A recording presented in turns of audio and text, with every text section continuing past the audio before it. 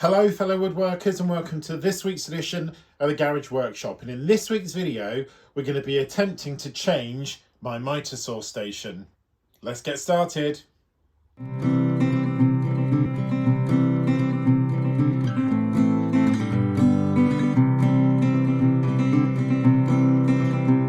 So as I mentioned in one of my recent updates, one of the projects I was working on this year is this, my miter saw station. Now, essentially, there are two things about my miter saw station that I don't like, and both of them are quite significant. The first one being the hood or the shroud, which is really not brilliant. It doesn't give me full maximum use of the miter saw. Every time I move it around to one side, it catches and it doesn't let me do the whole angle. And the second one is my dust collection. The dust collection for this is just a single hose, standard,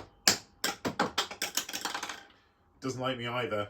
It's just a single standard hose going into a Titan Hoover, and actually the Titan Hoover is now blown and is not sucking properly. So when I am using it, I'm temporarily connecting it up to just another single standard Hoover. It's not a very good system for any sort of dust collection, and the pipe's not big enough. It just does not work.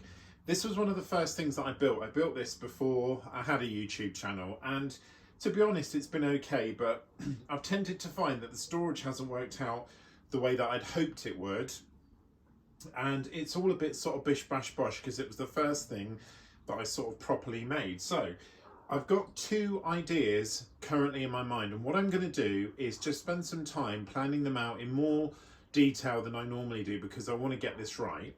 But my two options are, number one, I replace the miter saw station with basically a much better built replica of what I currently have, and I change the drawing system. Now that would be pretty easy to do, pretty straightforward, but my second choice, and this is the one that I'm going to spend some time thinking about, is making the miter saw station but bringing up the sides, either side, so it's one complete unit. Think of a sort of 1980s arcade machine or a sort of deep bookcase. So rather than this being a separate unit that goes on the top, the whole thing is built up. I think that would give me a lot more rigidity in terms of how the unit stands together, but it would also allow me to make sure I've got the correct measurements. And one of the things about this is it's not deep enough into the unit. Now I have cut a rail out on this side, but to be honest, I'm planning on getting rid of all of these and remaking these whole cabinets at some point, so that's not as much of an issue for me. So I've got the choice of, do I take it up, get a proper built unit with whole sides either side, or do I go for the remake of the bottom? But one of the other things that I need to address is this side piece. Now, quite often I get bits of timber that are smaller than the aperture here, and I have to set up a sort of dodgy stop block system where I have to get bits of wood and brace them against this, because there's quite a significant gap between the cutting edge of the miter saw, and it's got this nasty plastic handle on it, which I also don't like, and the side here, the station here. Now this is sunk down deliberately so that it's on the same level, so any wood that goes through I can use my rail. But one of the other things I can do is build it so that I've got a sort of stand-up rail to put my sliding block on. Although I know that then means that I potentially would lose access in other places, but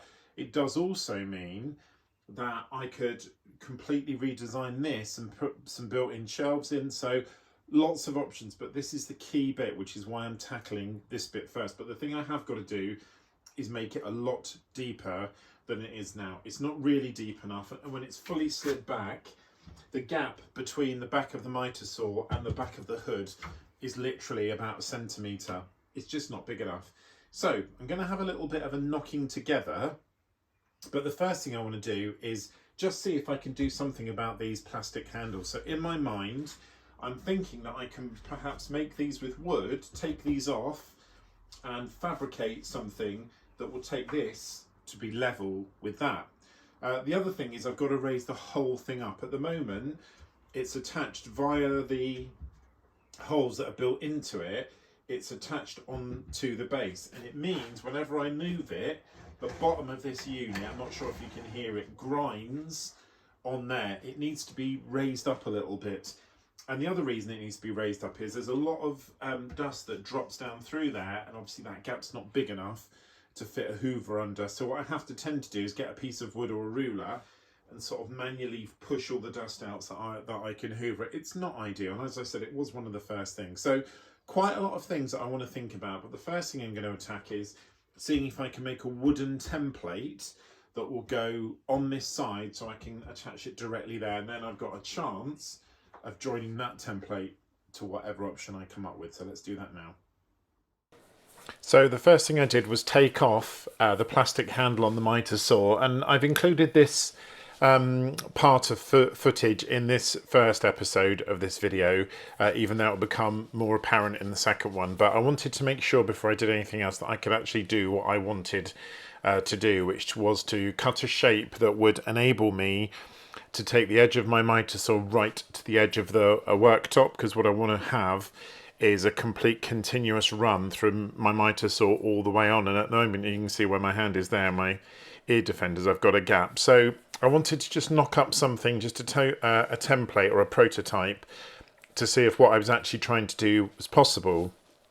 So when I take it off, I got a design, I measured the gap and I realised it was 25, so I just whacked a couple of pieces of just scrap wood that I had lying around, MDF, and glued it up, got it all nice and together, just to do a little test piece to see if it was actually what I was trying to do was possible. I realised during this that I've actually got quite a lot of clamps, these little small ones, although to be fair, these Parkside and Aldi ones, the little ones you can see, don't have a great grip.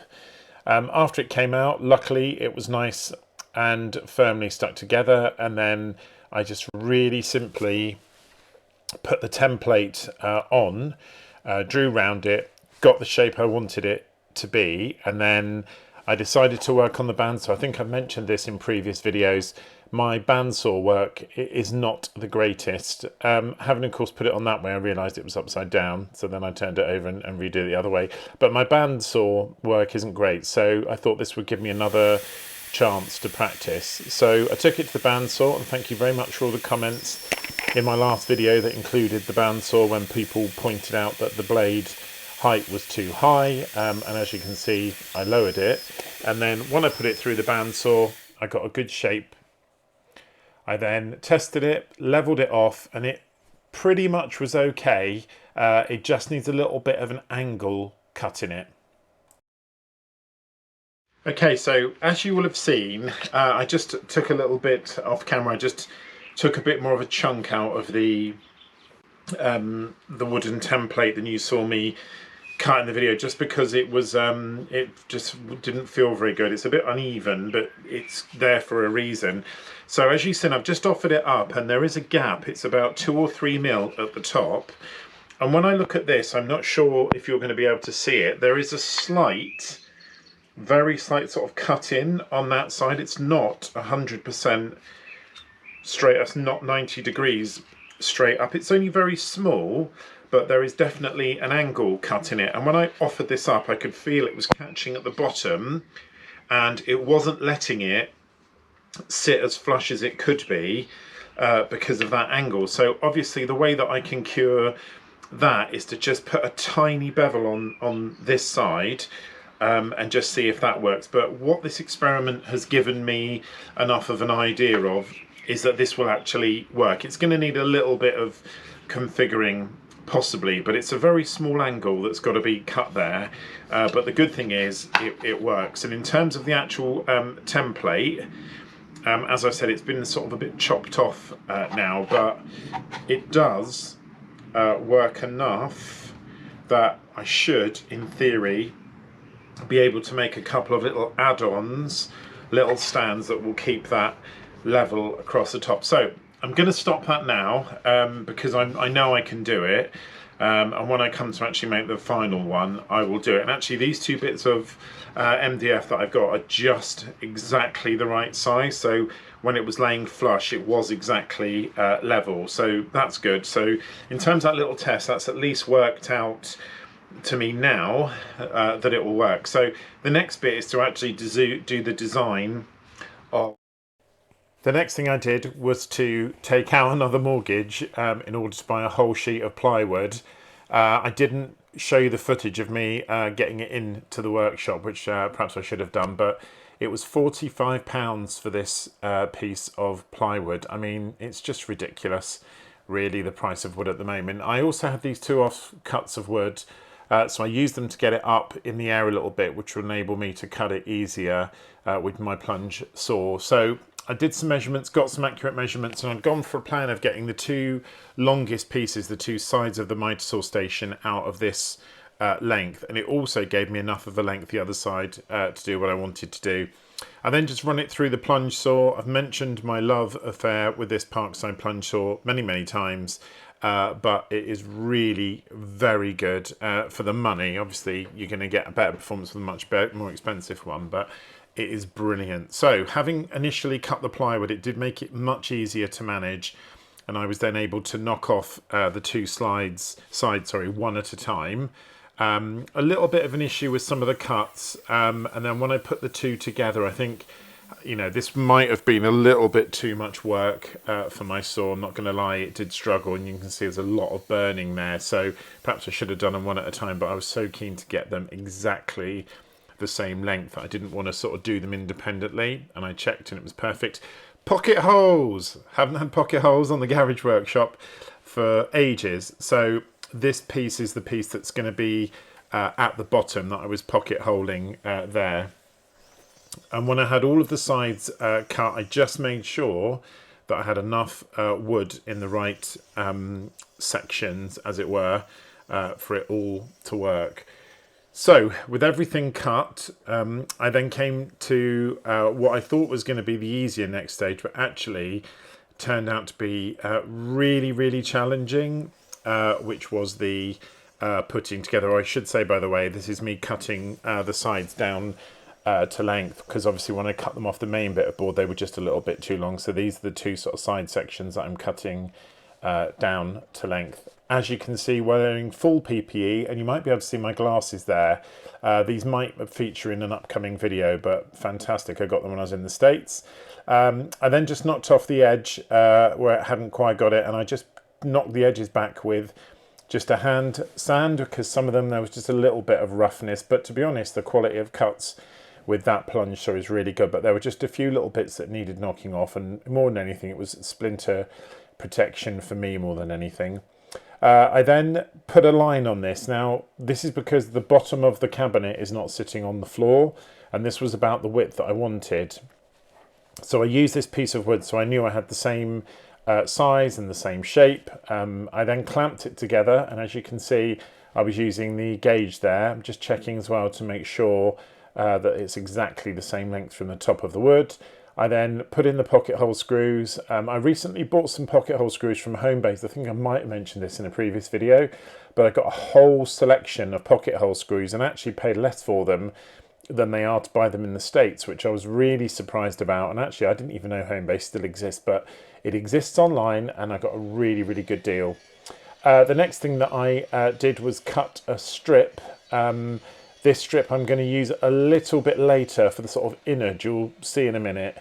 It's the bit that was going to hold up in between. So with that one side attached, I then realised this was going to be quite a problematic thing to do. And obviously when you're working on your own like I am here, it is very difficult. That's the strip that you just saw me cutting in the previous bit of footage, and it was just there basically to work as a spacer. It is going to be part of the finished unit, but I just put it in there to sort of stop the whole thing collapsing. I then hooked on the second slide, and again using those 2 yellow plastic right angles just to make sure that I kept all the angles exactly as they should be. Then I hooked it on with my newly acquired pocket holes, checked I had the same gap, which fortunately I did, and then I just moved out that plank on the end because I didn't want to I didn't want it overlaying, if you see what I mean. I had then attached a bracket on the top, and you'll see that in a minute. And I made a couple of little back braces, which I just plopped into place and attached. The two piles, the two bits of wood that you can see on the left there, they're not actually fixed into place at the moment. They're just there sort of holding it up.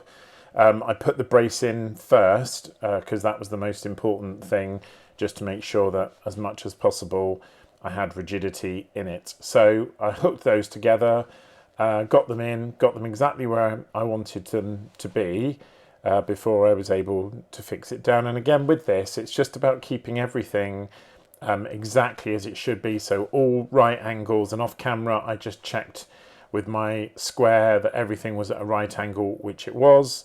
And I just used these to clamp to hold the sort of bits of wood together. But a very straightforward, easy way of producing a box, but it's not normal to make a cabinet this size. And again, I had to use my whole table to do it.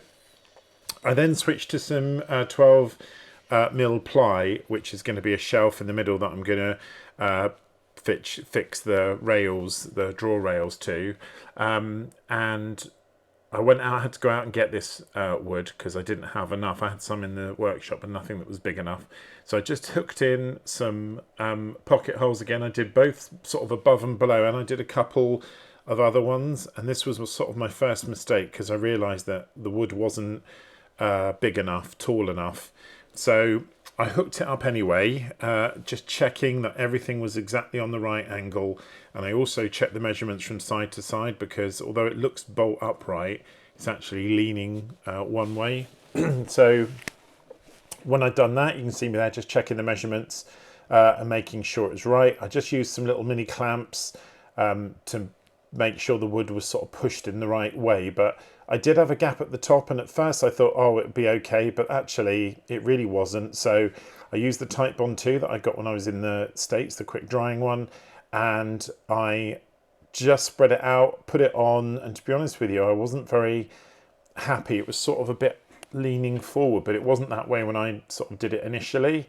So then I just sort of switched it out and put it the other way around, add a little bit more glue, and it fitted much better that side. And I think when that glue dries, it will give me enough strength. I then got a delivery from Amazon, which was my rail slides in a really big box with tons of bubble wrap. And these are ones, I'll put a link in the description. These are the same ones that Peter Millard uses in his recent video, which if you haven't seen it, I'll also put that in the description. But these are, I think they're 500 mil rail slides. The next thing I did was started to cut the battening, which was going to be part of it. I think essentially, although there's a lot of rigidity in it, it's not as strong as I want it to be. And actually, I didn't end up using the batten that you can see me drilling there because I didn't think it was necessary. But when I come to do the drawer slides, I think this will be used on the inside. And here's the bit of footage from earlier of me attaching the two braces at the back. I probably should have put this earlier in the video, to be fair. But that gave it its sort of final bit of rigidity. So even though they were there earlier, you didn't see them fixed. This is me fixing them on. The next stage was to make sure that I had everything in exactly the right place. So in the previous video you saw me attach this, but then I realized they needed to be offset a lot more. So I took them out, I reseated them, and I reset them all because I hadn't left enough room for the sort of work top that's going to be the top of my bench, which you'll see in a minute. So having put all the brace and everything, I then had to take it all off and reseat them, which I did because I just hadn't left quite enough of a gap. With that all done, I could then go back to the next step, which was hooking on the next panel. This is the sort of inside panel that was just connected, but I decided I hadn't got enough. I didn't really have enough pocket holes in it. I was a bit worried about it not being strong enough. So I just popped it back in, took it out, put some more pocket holes in it, and then reattached it. It probably would have been all right, to be honest, but I only had 4 pocket holes in it, and I thought, not sure about that. So there was quite a bit in this build. There was a lot of dry fitting, and you'll see all the way through this I'm not gluing anything, because what I've learned from building my other cabinets is I want to try and keep things so that I can take them apart should I need to. So there was, I mean, this piece of wood you can see here, I think it was on and off 3 or 4 times until I had it right. When I had it on and I liked the position, I then didn't think there was enough pocket holes, so I took it off. So it is really important to take your time when you want to build something that lasts like this, to make sure that everything is exactly as it should be. And I was very happy with how that bit turned out in the end. It was very sort of rigid, which was exactly what I was looking for. Then I went to the face frame and I just got some strips of wood. Again, I had to go and buy this wood. I didn't have enough. The wood in this project cost me £80 in total. That's for the plywood and these strip bits of wood. So I cut them all to the length and then I put pocket holes in them. And I started off just literally attaching one corner to make sure it's right. As you can see, I put pocket holes in both pieces of wood here, and that's because at first I wasn't sure how I was going to connect it, whether I was doing the sort of exposed end of the wood at the side or at the top. And then I decided to do it at the top, because obviously you're not going to see that. The top bits are going to be covered by the worktop, and the bottom bit obviously is being close facing the floor. So I just hooked the frame together. It was nice and square and straight, which was really good. And I was very happy with how it turned out, with the exception of splitting a piece of wood. I did split a piece of wood here. I don't think you can sort of see it where I am now. I wasn't happy, so I took it out, and I luckily had another piece that was exactly the same length. And I took that out and put it in, and when I put it in, it split again. So I decided to just use the nails at the end to try and flatten it, which luckily it did. I then put the middle brace in, put it upside down. Originally I was going to screw this in and then fill the screw holes, but I decided that, you know, I've got a gun, I might as well use it. There's no point paying all that money to get a tool and then not use it.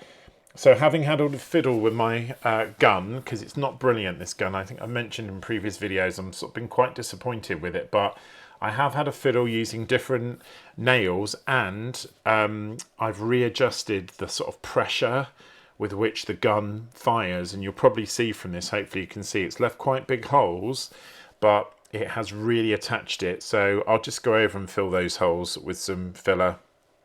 But that is not going anywhere, I can assure you. That face frame, it's nice and strongly fixed in. So by this stage, the cabinet was mostly finished. It was just a very difficult job of attaching the bit of worktop that I've got. And this was not easy. It was exactly the right size, but it did need a bit of persuasion with a club hammer to get it there. Okay, so we're at the end of part 1 of this 2-video series, and as you can see, the unit is pretty much finished in terms of the sort of structural construction, if you see what I mean. I've deliberately left this gap at the top, and in the next video I'm actually going to install the miter saw, and you'll see exactly why there's such a big gap. But basically I want the miter saw, as I said at the beginning of the video, to sit flush with the top of this unit. This unit is exactly the right size to fit in, whereas the one that's currently there is designed to fit and go under. This one isn't. It's designed to literally be sort of lip to lip and fit flush with the 2 units that are in there. It's a very substantial unit. It does weigh quite a lot, I have to be honest, but I'm really pleased with how it's turned out. It's the best construction of any unit that I've ever done. All the angles are absolutely right. Everything is flush. Everywhere there's a join, there's a 45-degree angle. There's just 2 bits of it which, had I done it again with hindsight, I perhaps might have chosen to do differently. The first one was the gap in the middle, and as you saw, I just stuck a piece of wood on the top there, but the wood actually is sort of bridging it. It's a sort of friction fit, and you can see it's not actually going anywhere at all.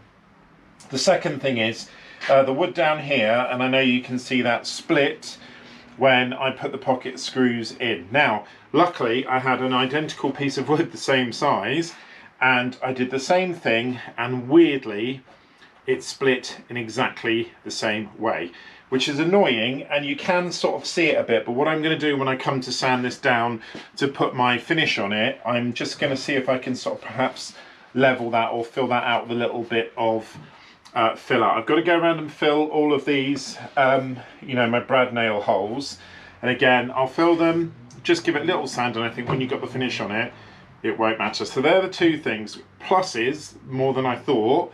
The face frame, I think, is really good. It's very, very strong, it's very sturdy, matches really, really well. I'm really pleased with that. And to be honest, I chose softwood on purpose, you know, plain soft timber, because I just like the look of it, and I don't think it's too far away from the look of the hard plywood. So that's the first bonus. As you saw, a very tight friction fit for this top. I don't think I'm going to need to screw it in, to be honest with you, because it's not going anywhere, and obviously I had to persuade it a bit with my club hammer, but it's in there. The only other thing is I was going to put levelling feet on it, but I'm not going to do that. The piece of floor that it's going in is one of the only bits of the garage where it is actually very, very level, so I'm not going to do that. There is, underneath, you can't see it, the bottom shelf is raised above the ground, so I don't think I'm going to need to do that. So the next thing that I do need to do to this is give it a thorough sand, but I'll do that off camera. And in next week's video, we're going to be doing two key things. We're obviously going to be installing the miter saw, but I'm not going to do that until I'm absolutely ready to do it. I have got a gap at the back here, which you probably can't see very clearly, and I've left that gap. It's on purpose. And the reason I've left it is to give me a better idea, a better clue on dust extraction. So I have left that gap on purpose. I did think about whether I should close the back of the unit up. And to be honest with you, I might still do that, but I want to see how the dust extraction looks before I do anything. So next week, we're going to install the drawer slides that I've got. I bought 2 drawer slides. So I'm going to put one set of drawers, well, 2 drawers, but one set of drawer slides in here. And I either will allow that to stay as it is for my dust collection, but I have got a feeling I might get another set of drawer runners, and I might actually go mad and put 4 drawers in here, because they are quite deep, and the drawer runners that I bought are 500 mil. As you saw earlier, they're quite significant drawer runners, so they will come out quite a long way, meaning I can have quite a deep drawer in there. So I'm going to put, obviously I'll put a piece of wood in there, fit it in there to attach them to, but with the drawer runners the way they are, I have actually got quite a lot of room and quite a lot of depth, so I should be able to get most of my tools in there, which are currently in like a little tool boy underneath. But really pleased with how it looks. It's come out really well. It feels very strongly made, which to be honest for me is a bit of a surprise, because quite often some of the things I make aren't that good, but actually this one I'm impressed with. So thank you so much for joining me on this video. I hope you stuck through it to the end. Please make sure you tune in next week to see this finished and up and running. If this is your first time on the channel, a massive thank you for watching. Please can I ask you to subscribe and comment. It really helps the algorithm. It helps get the channel out there. We're creeping slowly towards 900 subscribers, which is fantastic, but it would be good to get to 1,000. So thank you so much. If you're a regular viewer, thank you so much. Thank you for all the comments, and please can I ask you to like and comment as well. Just one more thing I'd like to say before I go. The recent series that I did on the Home Depot and Lowe's when I was in America got some really, really good feedback. I have got some items that I bought there.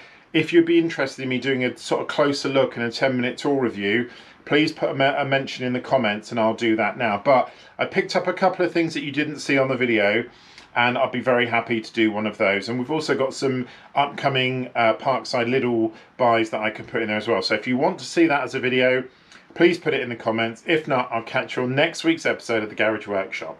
Take care, fellow woodworkers.